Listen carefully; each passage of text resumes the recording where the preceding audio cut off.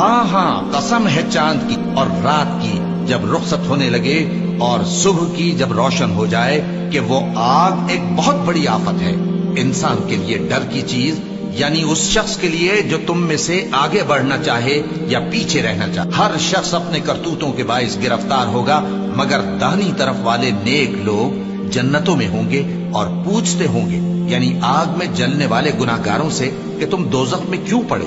وہ جواب دیں گے کہ ہم نمازیوں میں شامل نہ ہوئے، اور نہ ہم فقیروں کو کھانا کھلاتے تھے، اور ہم بحث کرنے والوں کے ساتھ مل کر بحث کرتے تھے، اور روز جزا کو جھٹلاتے تھے، یہاں تک کہ ہمیں موت آ گئی۔ تو سفارش کرنے والوں کی سفارش ان کے حق میں کچھ فائدہ نہ دے گی۔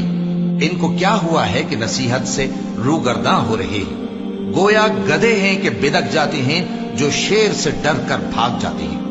اصل یہ ہے کہ ان میں سے ہر شخص یہ چاہتا ہے کہ اس کے پاس کھلی ہوئی کتاب آئے۔ ایسا ہرگز نہیں ہوگا۔ حقیقت یہ ہے کہ ان کو آخرت کا خوف ہی نہیں۔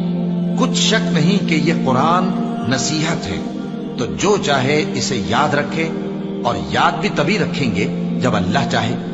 وہی اس لائق ہے کہ اس سے ڈرا جائے، اور وہی معاف کرنے